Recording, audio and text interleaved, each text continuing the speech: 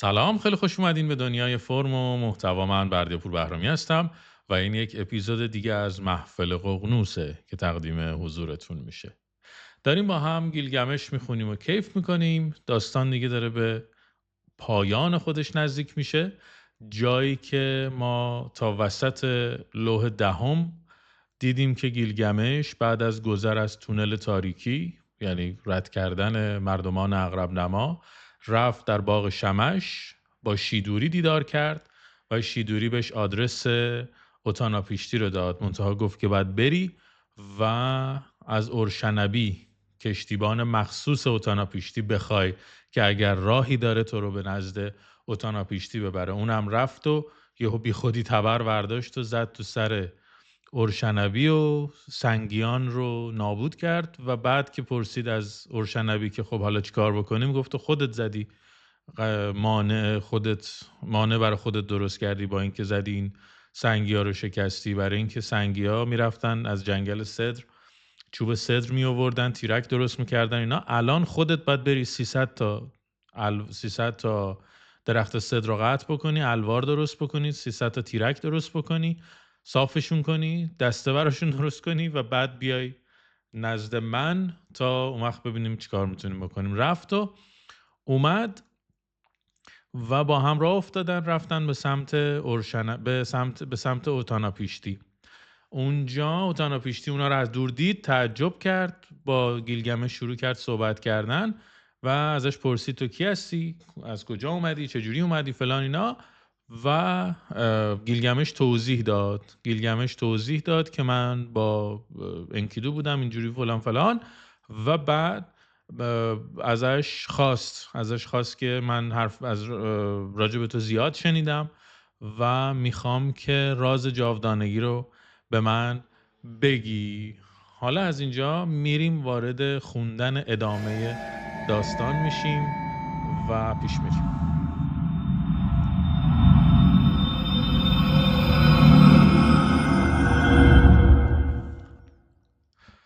از اینجایی ادامه میدیم که گیلگمش داشت درخواستش رو به اتاناپیشتی مطرح میکرد.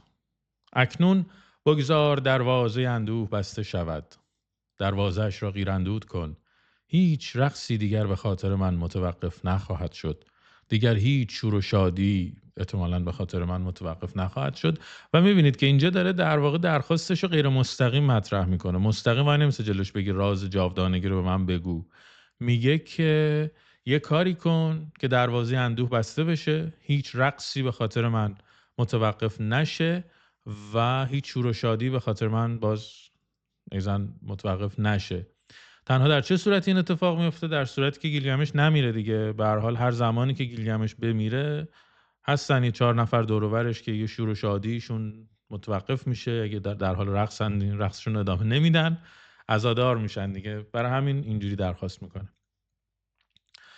اتاناپیشتی به گیلگمش گفت چرا ای گیلگمش همواره در پی اندوهی؟ تو که از گوشت خدایان و آدمیان ساخته شدی، تو همچون مادرت و پدرت ساخته شدی. گیلگمش آیا هرگز به ابلهان اندیشیده ای؟ برایت در انجمن تختی نهادند و گفتند بنشین، اما ابله را نه از روغن پاکیزه بهره است نه از آبجو. او با سبوس و کاه زندگی می کند. نباید من حالا بالا مقایسه میکنه. لباس او پارچه کهنه است، بندی فرسوده به کمر دارد نه کمر بندی نفیس. چرا که مشاورانی ندارد، چرا که سخنان خردمندانه‌ای نمیشنود. این در واقع چیزه، اون جاییه که توی اپیزود قبلی دیدیم راجع به شیدوری که صحبت کردیم، گفتیم یه تیکه سانسور شده و توی نسخه فعلی که ترجمه رو من از روش انجام دادم اومده بار دیالوگ ها و وظیفه و اون کارپ دیمی که شیدوری بر دوش داشته افتاده رو دوش اتاناپیشتی. این اونجاست. یعنی اینجا حالا میبینید داره راجع به اهمیت زندگی روزمره، نمیدونم اینا، نمیدونم حکمت زندگی اینا داره صحبت میکنه. یه تیکه اینجا چیز ناواضحه، نداریم کلمه هاشو درست تا اینجا. تو هیچگاه آرامش نمیگیری، پس چه حاصل؟ تو خود را با کار بی پایان خسته کرده ای، رگ و پیهایت را از درد آکنده ای. و روز مرگ خود را شتاب بخشیده ای. ای آدمیان، ریسمان زندگیتان چون نی می شکند. جوان زیبا، دختر زیبا، در اوج شکوفایی مرگ آنان را می رو باید. هیچ کس مرگ را نمی بیند، هیچ کس چهره مرگ را نمی بیند، هیچ کس صدای مرگ را نمی شنود، اما این مرگ بیرحم است که آدمیان را می رو باید. روزی خانه‌ای می‌سازیم، روزی خانمانی برپا می‌کنیم، روزی وارثان آن را میان خود تقسیم می‌کنند، روزی پسران از یکدیگر بیزار می‌شوند. روزی رودخانه بالا می‌آید و سیلاب را می‌آورد. یک حشره کوچک با جریان آب پایین می‌رود. رویش را به سوی خورشید می‌گرداند، اما حتی در آن هنگام نیز چیزی نمی‌بیند. چقدر مرگ و ربوده شدن به هم شبیهند و هیچ کس تصویری از مرگ نمیتواند بکشد. هیچ کس تا کنون مرده ای را ندیده که باز گردد. آنگاه آنوناکی، خدایان بزرگ گرد آمدند و مامی، سازنده سرنوشت ها، تقدیر را برایشان رقم زد. خدایان به انسانها زندگی و مرگ بخشیدند، اما روز مرگشان را برایشان آشکار نساختند. اینجا لوح دهم تموم میشه و لوح 11 وارد لوح 11 میشیم. اما خب دیگه برای اینکه باز حالا جلوتر دیگه من خیلی قطع نکنم داستانو و داستان چیزو داریم، داستان طوفانو داریم، میخوام که اینجا یه کوچولو راجع به اتاناپیشتیم صحبت بکنم و بعد بریم ادامه داستان که دیگه قرار داستان طوفانو تعریف بکنه. اتاناپیشتیم اولا سریعا نماد پردازیش بکنیم. یکی نماد جاودانگی و راز بقاه، برای اینکه انسان بوده و تنها انسانیه که به جاودانگی دست پیدا کرده و از مرگ فرار کرده. برای همین در واقع نماد آرزوی دیرینه بشره برای زندگی ابدی و گیلگمش هم برای همین سمتش میره. حکمت و دانش باستانی داره. برای چی؟ برای اینکه بازمانده ای از یک طوفان بزرگ یک دانشی داره، یک حکمتی رو بلده که راز ساختن کشتیه و راز نجاته و یک، حالا میبینیم توی داستان اینو، یکی از خدایان که حالا همین اعا و در واقع اعا و انکی میان این راز رو بهش یاد میدن و اسرار الهی دست پیدا میکنه. با خدایان در ارتباطه. خب ببینیم که داستان چجوری پیش میره، داستان طوفان، برای که داره با یکی از خداها داره حرف میزنه و یه شاهد خیلی مهمیه برای که ناظر نابودی جهان قدیمه و آغاز جهان جدید، که این در واقع این داستان طوفان یکی از موتیف‌های تکرار شونده تو خیلی از قبلا اساطیر و حالا فعلا در خیلی از دین هاست. یعنی ما حالا میبینیم در واقع در اساطیر سومری ما داستان زیوسودرا رو داریم که در واقع زیوسودرا پادشاهی پرهیزکار و درستکار که خدای انکی اون رو از طوفان قریب الوقوع آگاه میکنه، بهش دستور ساخت کشتی رو میده و به وضوح داستان اتاناپیشتی یا اتاناپیشتیم از همین زیوسودرا الهام گرفته شده و در واقع یه روایت در اون دوتا زبانن دیگه. اترحسیس رو داریم که در واقع در یک حماسه اکدی دیگری به جز گیلگمش همین داستان اومده که همین داستان اترحسیسه که توی این حماسه اترحسیس همین خود این اترحسیس به خاطر سر و صدای زیادی که بشر تولید میکنه خدایان رو آزرده، بشر سر صدا کرده، سر زور مثلا تو کوچه فوتبال بازی کرده و اینا، خدایان خواستن بخوابن، این ناراحت شدن و اینا، بر هم میگه پاشو اینا رو به اترحسیس، خدا میگه که بلند شو جمع کن یه کشتی بساز، میخوام همینا رو بکشم، یه چند تاشون رو بردار، میخوام سر صداشون رو قطع کنم. که در واقع همون اترحسیسی که توی اساطیر اکدی بابلی داریمش اینجا اومده شده اتاناپیشتیم. در ادیان ابراهیمی این شخص تبدیل به نوح میشه که خب داستانش رو میدونیم، برای نجات از طوفان کشتی میسازه، از هر حیوانی جفت بر میداره و میره و بعد در یک کوهی فرود میاد، در قله یک کوهی فرود میاد که خیلی شبیه همین داستان طوفانیه که اینجا داریمش و عمر طولانیش هم که معروف نوح، خیلی باز شبیه به همین اوتاناپیشتیمه که این زندگیش جاودانه است ولی اون خیلی 900 سال اینا مثلا عمر میکنه. در اساطیر هندو مانو رو داریم که ویشنو میاد در کالبد ماهی به در واقع به مانو اونجا هشدار میده، بهش راهنمایی میکنه یه کشتی بسازه، اون 7 حکیم رو به کار میگیره که ببخشید که میگه 7 حکیم رو نجات بده و از همه موجودات هم بذر بردار.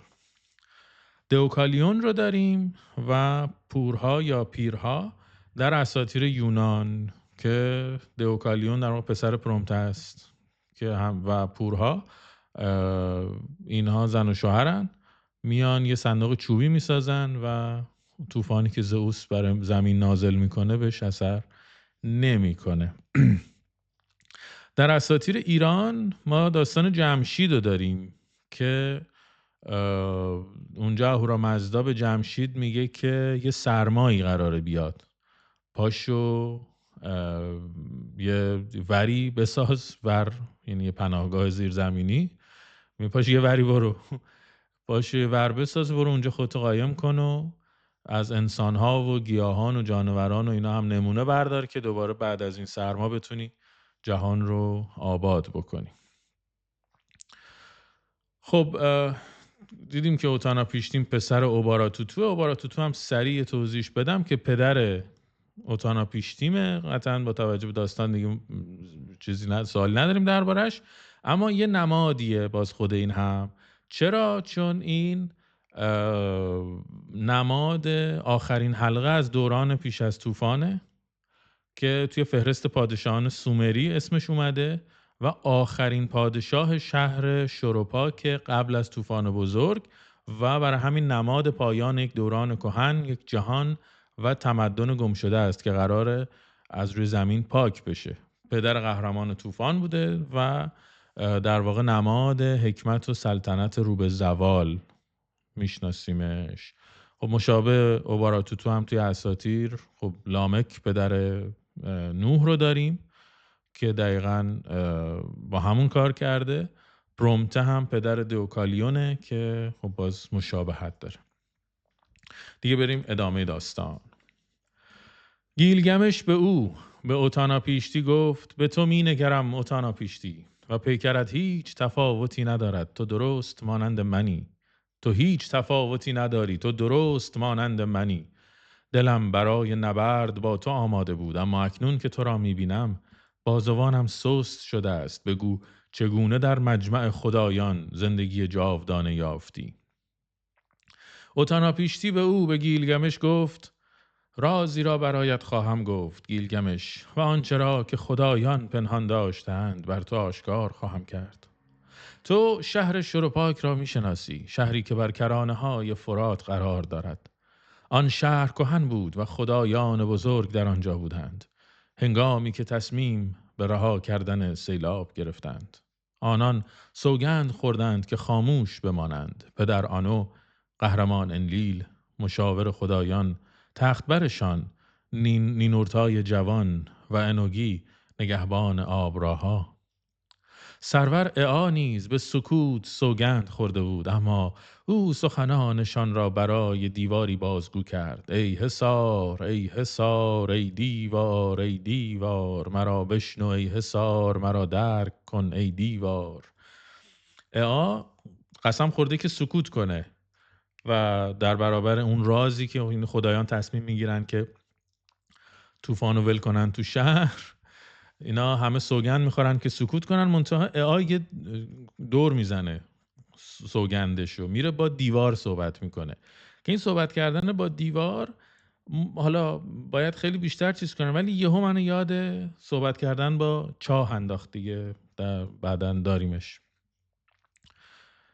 حالا اعا رو داره میگه، تعریف میکنه که میگه گفت ای حصار فلان اینا، ای مرد شور و پاک، ای پسر اوباراتوتو، خانه را ویران کن کشتی بساز، مادیات را رها کن زندگی را بجوی، اموالت را فراموش کن خود را نجات بده و بر کشتی تخم همه موجودات زنده را با خود ببر. حالا داره تعریف میکنه که چه خبر شد. کشتی که خواهی ساخت ابعاد آن را متناسب بساز، آن را به اندازه‌ای پهن بساز که دراز است، یعنی مربع بساز منظورش. بر آن سقفی بگذار همچون آبسو. آبسو یا آبزو در واقع وقتی که اسمشو میاریم داریم بر میگردیم به آغاز کیهان و در واقع سرچشمه اساطیر میان رودان. خب که آبسو در واقع یک مفهوم کیهانیه و یک وجود ازلیه که میشه چجوری تعریفش کرد. اینو باید توی آنمالیش دقیقاً بهش برگردیم و مفصل حالا اونجا تعریفش میکنه و اینا، ولی خلاصش اینه که آبسو در واقع تجسم فیزیکی اقیانوس بیکران آب شیرینه که در باور میان رودانیان زیر زمین بوده. تمام رودها، چشمه ها، دریاچه ها و بارون ها و اینا همه از اون سرچشمه میگیرن. در نتیجه اون آبسو منبع اولیه حیات و باروریه که تا همینجا فعلا تعریفش کافیه. اما اینکه چرا اعا برگشته به اوتاناپیشتی میگه که کشتی که میسازی رو شبیه آبسو بساز.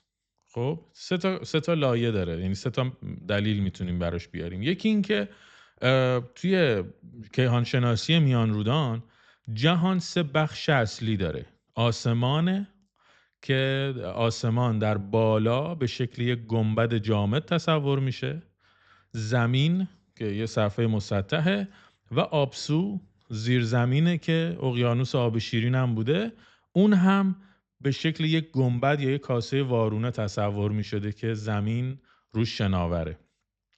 در نتیجه وقتی دستور میده که آن را همچون آبسو سقفی بزن، داره میگه که یه سقف گنبدی شکل و محکم و کاملا مسدود روی این کشتیت بساز که بتونه در برابر وزن عظیم آب بارونی که قرار بود بباره اونجا مقاومت کنه و کشتی رو کاملا بپوشونه. دومیش اینه که میگه همون آب بندی کامل بکن کشتی رو، یه سقفی روش بذار که در واقع آب واردش نشه. و معنای سومش یک معنای الهی و جادوییه. در واقع داره میگه که تو چون من دارم این رازو بهت میگم، در نتیجه باید یه قلمرو مقدسی شبیه به قلمرو من درست بکنی. و این لایه خیلی در واقع مهمترین لایه معناییشه. داره میگه که ببین فراموش نکن که این سخنان رو خود پروردگار آبسو داره به تو میگه. در نتیجه باید یک فضای مقدس و محافظت شده برای اون چه که من دارم بهت میگم بسازی، یه چیزی شبیه آبسو که در واقع قلمرو خود منه. ادامه داستان. من فرمانش را دریافتم و گفتم سرورم، فرمانت را شنیدم، آنچه گفتی شنیدم، آن را انجام خواهم داد. اما چگونه باید به مردم شهر، به انبوه مردم و بزرگان پاسخ دهم؟ کلماتش را به کار گرفت و به من بندش گفت به آنان چنین بگو: یقینا انلیل مرا دشمن می دارد. دیگر نمی توانم در شهرتان زندگی کنم و پا بر سر سرزمین انلیل بگذارم. به آبسو خواهم رفت تا در کنار سرورم زندگی کنم. داره میگه بگو میاد داری میای پیش من، در کشتی میسازی که بیای پیش من. او بر شما خواهد بارید بارانی از پرندگان، بارشی از ماهی ها، سیلی از نعمت ها درو خواهید کرد. اینجا حالا یه بخشیه که حالا یه خورده مفصل‌تر توی چیز بهش میپردازم، ولی به خاطر این چیزی که فقط حالا علت، یعنی نتیجهشو میگم، علتشو اینا رو میذارم برای ویدیویی که گفتم راجع به در واقع مباحث روایت شناسی و فرم شناسی و اینا میخوام راجع به گیلگمش بسازم، اونجا راجع بهش صحبت میکنم. ولی از در واقع پتانسیل های خیلی شگفت انگیز زبان اکدی که زبان نوشتاریش خط نوشتاریش در واقع خط میخیه، اینه که یک جمله خاص میتونه 3 معنی مختلف بده و این در واقع اینجا کاملا داره فرم کار میکنه دیگه. یه جمله است که خب به زبان اکدی دقیقاً یه جمله است ولی 3 تا ترجمه مختلف میشه ازش کرد که این 3 تا رو آوردم اینجا که یه معنی اولش معنی مثبتیه که میگه در سحرگاه کیک ها خواهند بود، در شامگاه بارانی از گندم بر شما خواهد بارید. معنی دومی که ازش برمیاد معنی منفیه، میگه در سحرگاه تاریکی خواهد بود، در شامگاه مرگی همچون بارانی از گندم بر شما خواهد بارید. و یه معنی سوم که خیلی مرگباره، میگه باطل اسمها و شیاطین باد او بر شما مرگ را خواهد بارید. پس میبینید که به خاطر پتانسیل اون زبان نوشتاری رمزی که اعا داره میگه رو هم میتونه با خودش پنهان حمل بکنه، فقط کافیه که توی تقطیع کلمات یه خورده دستکاری بکنیم. در واقع این میگم 3 تا ترجمه بعد 3 بارم تکرار میشه. در واقع بعضی از حالا اونایی که روایت شناسیشو دقیق تر بررسی کردن، یکی از نظرها که احتمال درست بودنش هم هست اینه که میگه که ما میتونیم اینجوری در نظر بگیریم که چون 3 بار تکرار شده عیناً این جمله، دفعه اول معنی مثبتشو میگه، دفعه دوم معنی منفیشو میگه، دفعه سوم معنی مرگبارشو میتونیم ترجمه بکنیم. حالا منم به همین دلیل، یعنی برای اینکه حالا دیگه هی نخوام هر بار هر 3 تاشو بخونم، دفعه دوم و سوم دیگه به همین ترتیب میرم جلو. ولی در واقع میبینید که اعا چون قسم خورده که سکوت کنه در برابر رازی که خدایان قول و قرار میکنن که طوفان قرار فاش نشه، ولی اعا میخواد به بندش به اوتانا پیشتیم بگه که همچین کاری بکن، داره در لفافه حرفشو میزنه و میگه تو هم در واقع یه جوری به چیز بگو، تو هم یه جوری به مردمان اون شهر خبر بده که دروغ نگفته باشی و ولی مستقیم هم حرف ما رو نزده باشی، دروغ هم نگفته باشی. او بر شما خواهد بارید، بارانی از پرندگان، بارشی از ماهی ها، سیلی از نعمت ها درو خواهید کرد. در سحرگاه کیک ها خواهند بود، در شامگاه بارانی از گندم بر شما خواهد بارید. با نخستین بارش سپید دم، مردم شهر در دروازه آتراهاسیس گرد آمدند.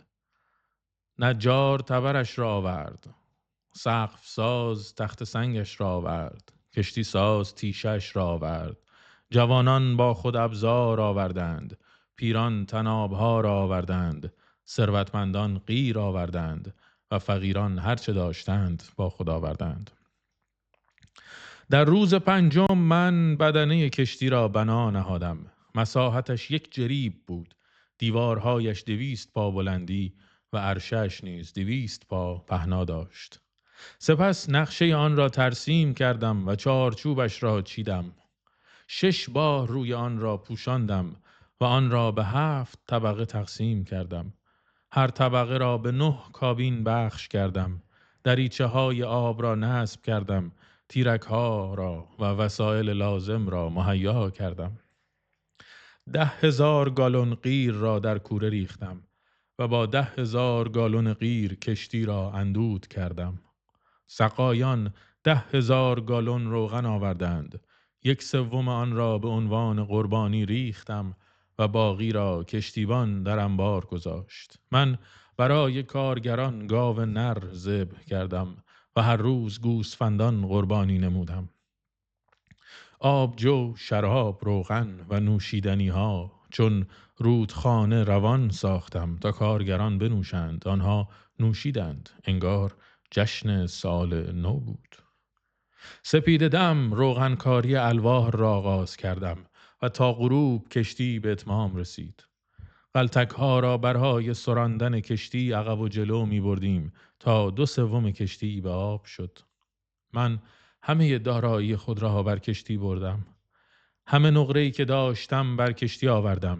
همه طلایی که داشتم بر کشتی آوردم. همه بذرهای زندگی را بر کشتی آوردم. تمام خانواده و خویشاوندانم را بر کشتی فرستادم. فک فامیلش جمع کرده. گله ها و حیوانات وحشی و استادان همه حرفه ها را نیز. خورشید برایم مهلت تعیین کرده بود. در سحرگاه تاریکی خواهد بود، در شامگاه مرگی همچون بارانی از گندم بر شما خواهد بارید. برو بر کشتی و دریچه را ببند، زمان فرا رسیده است. این دیگه اعاده میگه. با طلسم ها و شیاطین باد او بر شما مرگ را خواهد بارید. من هوا را نظاره کردم، طوفان وحشتناک بود. پس بر کشتی رفتم و دریچه را بستم. قصر و تمام گنجینه هایش را به پزر انلیل، کشتی سازی که دریچه را از بیرون قیراندود کرد، سپردم. هیچ از بیرون درم بسته و به کمکش کرده، قیراندود کرده کشتی رو، خیلی هم شیک باش خداحافظی کرده رفته. با نخستین نور بامداد ابری سیاه بر افق پدیدار شد. عدد خدای طوفان درون آن غرش می کرد. رعد و برق در پیشا پیش حرکت می کرد و تخت او را بر فراز کوه ها و دشت ها حمل می کردند. ارا خدای جنگ بند مهار از جا کند. صدها سرریز شدند هنگامی که نینورتا عبور می کرد. آنوناکی خدایان کهن مشعلها در دست زمین را با نور هراس انگیز خود می سوزاندند. می‌بینید که آب و آتیش با هم داره زمین رو نابود میکنه توی این تصویر. یه توضیح کوچیکم راجع به ارا بدم که خدای جنگ. ما یه خدای جنگ دیگه داشتیم قبلا دیگه، ایشتر بود. منتها اینجا این ارا خدای جنگ کورکورانه است، خدای خشم، خدای نابودگری و آنارشی و این داستان هست. آره خیلی خدای جنگ استراتژیکی و اینا مثل ایشتر نیست. آنوناکی هم که میگه خدایان کهن، یه سلسله مراتبیه که آنوناکی خدایان سطح بالا هن، خدایان فرمانروا و حاکمن که یه دسته پایین ترش ایگیگیان که جلوتر اسمش میاد. اینا در واقع کارگرای، یعنی اینا هم خدا هن ولی خدایان سطح پایینی هن و خدایانی هن که قراره که کار فیزیکی بکنن و مثلا قراره چندین هزار سال شروع کنن. مثلا زمین خامو بهشون دادن که مثلا اینا زمین رو بکنن، مثلا رودخونه ها رو درست بکنن، دریاها رو درست بکنن، باغ خدایان و اینا رو درست بکنن، ولی اینا یهو بعد از 40 سال اعتصاب میکنن، دیگه کار نمیکنن. برای همین خدایان آنوناکی تصمیم میگیرن که چیز کنن، انسان رو به وجود بیارن که حمالی کنه برای خدایان، به جای ایگیگیا که اونا چیز میکنن، اعتصاب میکنن، دیگه کار نمیکنن، اینها بیان انسان بیاد و ادامه بده مسیرش. در واقع انسان هدف از خلقتش تو این تفکر اینه که برای حمالی خدایان اومد. کجا بودیم؟ اینجا. سکوت خدای طوفان آسمان ها را فرا گرفت و هر آنچه روشن بود تاریک شد. چون گاوی زمین را لگدکوب کرد و زمین چون کوزه‌ای سفالین شکست. یک روز کامل باد وزید، از شرق طوفان برخاست و سیلاب آورد. چون جنگی عظیم کشور را فرا گرفت. برادران بیهوده در جستجوی یکدیگر بودند. مردمان در ذبح همگی یکسان به نظر می رسیدند. حتی خدایان نیز از سیلاب ترسیدند. به آسمان گریختند، به سوی آنو پرواز کردند. چون سگان در سرما خود را در هم پیچیدند. الهه چون زنی در حال زایمان ناله سر داد. بلت ایلی خوشتنین فریاد زد. تمام گذشته به خاک بدل شده است، زیرا من در میان مجمع خدایان سخنی شوم گفتم. بلت ایلی این در واقع بانوی، در واقع الهه مادر، کسیه که ما قبلا با اسم، یادتون میاد گفتیم یکی از اسماش بلت ایلیه، جایی که انکیدو داشت خلق میشد که آرورو رو صدا زدن، که آرورو گفتیم الهه قالب پرداز دیگه، که به این بلت ایلی که اسم دیگشه گفتن بیا. در واقع اونجایی که ایگیگیا، خدایان طبقه کارگر، خدایان پرولتاریا، اونا اعتصاب میکنن، بلت ایلی میاد شروع میکنه انسان رو قالب زدن دیگه. انسان درست میکنه، اینه کسی که قالب میزنه و رفت دستش شست اومد قالب زدن که دور انداخت تو بیابون دیگه، یادتونه. تمام گذشته به خاک بدل شده است، زیرا من در میان مجمع خدایان سخنی شوم گفتم. چگونه توانستم در مجمع خدایان سخنی شوم بر زبان آورم؟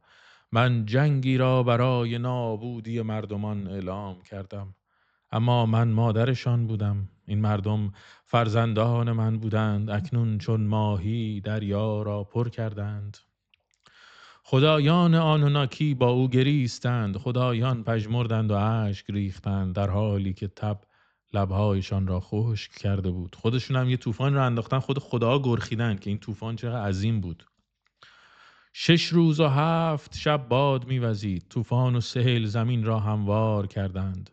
هنگامی که روز 7 فرا رسید، طوفان فرو نشست. دریا که مانند زنی در حال زایمان می‌جوشید آرام گرفت. باد خاموش شد، سیل پایان یافت. من به آسمان نگاه کردم. آرام بود، اما تمام مردم به گل تبدیل شده بودند. زمین غرق شده صاف و هموار شده بود، مانند بامی که سطح آن یک دست باشد. دریچه ای را باز کردم و نور خورشید را بر صورتم احساس کردم. بر زانو افتادم و گریستم، اشکهایم بر گونه هایم جاری شد. در جستجوی خشکی بودم، به دنبال پایانی برای دریا، و 14 قله را یافتم که از آب بیرون آمده بودند. 14، یادتون میاد کجا داریمش بعدن. و 14 قله را یافتم که از آب بیرون آمده بودند. کشتی بر کوه اسرار نشست. کوه آن را نگه داشت و اجازه رهایی نداد. 1 روز و روز دوم کوه کشتی را نگه داشت و اجازه رهایی نداد. روز سوم و روز 4 کوه کشتی را نگه داشت و اجازه رهایی نداد. روز 5 و روز 6 کوه کشتی را نگه داشت و اجازه رهایی نداد. هنگامی که روز 7 فرا رسید، کبوتری را آوردم آزاد کردم. کبوتر پرواز کرد اما بازگشت، جایی برای فرود نیافت. پس بازگشت.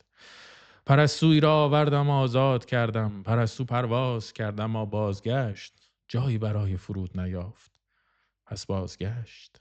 کلاغی را آوردم آزاد کردم. کلاغ پرواز کرد و دید که دریا فروکش کرده است. نک زد، این سو و آن سو پرید و باز نگشت. من قربانی برای 4 باد آماده کردم و بخور در قله کوه افروختم. 7 کاسه قربانی چیدم و 7 تای دیگر، با نیشکر، سدر و مورد در زیر آنها. خدایان رایحه را استشمام کردند، خدایان بوی خوش را حس کردند، خدایان در کالبد مگسان به قربانی هجوم آوردند. به محض آنکه به لت ایلی رسید، مگس‌های درخشان و جواهر نشان را بلند کرد که آنها را برای اغوای او ساخته بود. او گفت ای خدایان، این مگس‌ها را همچون مهرهایی بر گردنم خواهم آویخت تا این روزها را همیشه به یاد داشته باشم. هرگز نباید فراموش کنم. اکنون همه خدایان بیایند و در قربانی شرکت کنند، اما انلیل نباید در این قربانی حاضر شود، زیرا او سیل را برانگیخت بدون آنکه مشورت کند و مردم را به قتل سپرد. به محض آنکه انلیل رسید، کشتی را دید و خشمگین شد. او بر خدایان ایگیگی غضب کرد و گفت چگونه این موجود زنده جان سالم به در برد؟ قرار نبود هیچ کس از این کشتار جان به در ببرد. بین خدا هم دعوا شد. نینورتا گفت چه کسی میتوانست چنین کند جز اعا؟ چیزی نیست که از توانایی های او خارج باشد. اعا پاسخ داد و به انلیل گفت ای قهرمان، ای خردمند خدایان، چگونه توانستی بی مشورت سیل را به راه اندازی؟ تنها گناهکاران باید تاوان جرم را بدهند. تنها مقصران باید بار گناه را بر دوش بکشند. طناب را یا شل کن تا پاره نشود، یا آن را محکم بکش تا از هم باز نشود. به جای طوفانی که به راه انداختی می توانستی شیرها را بفرستی تا انسانها را شکار کند. به جای طوفانی که به راه انداختی می توانستی گرگها را بفرستی تا انسانها را شکار کند. به جای طوفانی که به راه انداختی می توانستی قحطی را بفرستی تا انسانها را از میان بردارد. به جای طوفانی که به راه انداختی می توانستی جنگ را بفرستی تا انسانها را نابود کند. راز خدایان بزرگ را من به عطر حسیس فاش نکردم، تنها اجازه دادم که خوابی ببیند و در آن راز خدایان را بشنوم. اکنون تصمیم بگیر که با او چه خواهی کرد. انلیل بر کشتی من قدم گذاشت، دستانم را گرفت و مرا بیرون آورد. او همسرم را نیز بیرون آورد و در کنار من به زانو نشاند. او میان ما ایستاد و پیشانی های من را لمس کرد و دعایمان کرد. در گذشته اوتانا پیشتی انسانی بیش نبود. اکنون او و همسرش همچون ما خدایان خواهد شد. اوتانا پیشتی در دور دست، در جایی که رودها سرچشمه میگیرند زندگی خواهد کرد. آنها مرا دور بردند و در جایی که رودها سرچشمه میگیرند جای دادند. اما اکنون ای گیلگمش، چه کسی برای تو خدایان را گرد هم خواهد آورد تا تو نیز بتوانی زندگی جاودانه‌ای که جستجو میکنی بیابی؟ بیا سعی کن 6 روز و 7 شب بیدار بمانی. در واقع به یه چالشی دعوتش میکنه. میگه اولین کاری که باید بکنی اینه که تو بتونی 6 روز و 7 شب بیدار بمونی. این دیگه حواستون هست دیگه، این 6 روز و 7 شبه هی داره تکرار میشه دیگه. خب میگه که بیا چیز کن، بهش میگه که بیا سعی کن 6 روز و 7 شب بیدار بمونی. اما همین که گیلگمش چون باطمه زد، خواب مانند مه بر او چیره شد. اوتانا پیشتی به او به همسرش گفت به این مرد جوان نگاه کن که در پی زندگی جاودانه است، اما خواب مانند مه او را در بر میگیرد. همسرش به او به اوتانا پیشتی گفت او را لمس کن، بگذاری مرد بیدار شود. از همان راهی که آمده بگذار سالم به خانه بازگردد. بگذار از دروازه‌ای که گذر کرده بازگردد. اوتانا پیشتی به او به همسرش گفت انسانها فریبکارند، او تو را نیز فریب خواهد داد. بیا نان روزانه‌اش را بپز و کنار سرش بگذار و برای هر روزی که می‌خوابد نشانی بر دیوار بگذار. او نان روزانه‌اش را پخت و کنار سرش گذاشت و برای هر روزی که خوابیده بود نشانی بر دیوار گذاشت. اولین قرص نان کاملا خشک شده بود. دومی مانند چرم سفت بود. سومی اندکی رطوبت داشت. چهارمی سفید شده بود. پنجمی لکه‌هایی به خود گرفته بود. ششمی هنوز تازه بود و هنگامی که هفتمی روی زغال‌ها پخته می‌شد، اوتانا پیشتی گیلگمش را لمس کرد و او را بیدار کرد. در حالت عادی شاید یه شب تا صبح می‌خوابیدی و تو اینجایی که چالشش هم بوده یا 7 شب می‌خوابه. یعنی 6 شب در واقع. گیلگمش به او به اوتانا پیشتی گفت خواب چنان بر من چیره شد که گویی لحظه‌ای بیش نگذشت، اما تو بیدرنگ مرا لمس کردی و بیدار کردی. اوتانا پیشتی به او به گیلگمش گفت بیا ای گیلگمش، نانهای روزانه‌ات را بشمار و دریاب که چه مدت خوابیده بودی. اولین قرص نانت کاملا خشک شده است. دومی مانند چرم سفت شده است. سومین نان کمی رطوبت دارد. چهارمین نان سفید شده است. پنجمین نان لکه هایی بر خود دارد. ششمین نان هنوز تازه است و هفتمین نان هنوز بر روی زغال ها بود که تو لمس شدی و بیدار شدی. گیلگمش به اوتانا پیشتی گفت چگونه می توانم ادامه دهم اوتانا پیشتی؟ به کجا باید بروم؟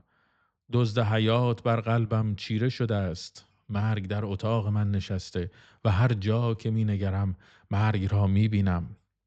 اوتانا پیشتی به او به اورشنابی کشتیبان گفت اورشنابی، بندرگاه تو را طرد کند، کشتی تو را دشمن بدارد. تو که بر این ساحل قدم میزدی آرزوی بازگشت به آن را خواهی داشت. مردی که او را به اینجا آوردی بدنی پوشیده از موی ژولیده دارد، زیباییش زیر پوستین‌های کثیف پنهان شده است. او را ببر اورشنوی، به حمام ببرش، موهایش را با آب بشوی تا آنجا که به حد اکثر ممکن پاک شود. این پوستین‌های چرکین را از تنش درآور و به دریا بینداز. بدنش را پاکیزه کن، برای سرش شالی نو بیاب و ردایی شایسته پادشاهان بر او بپوشان. تا زمانی که به خانه‌اش در شهر بازگردد، تا هنگامی که به پایان راهش برسد، ردایش نو و بی‌عیب خواهد ماند. اورشنابی او را به حمام برد. موهایش را با آب شست تا آنجا که ممکن بود. پوستین‌های کهنه را از تنش درآورد و در دریا انداخت. گیلگمش و اورشنبی سوار بر کشتی شدند. کشتی را روانه کردند و بادبانها را برافراشتند. همسرش به او به اتاناپیشتی گفت: گیلگمش این همه سختی کشید و به اینجا آمد و تو چه چیزی برای بردن به خانه به او دادی؟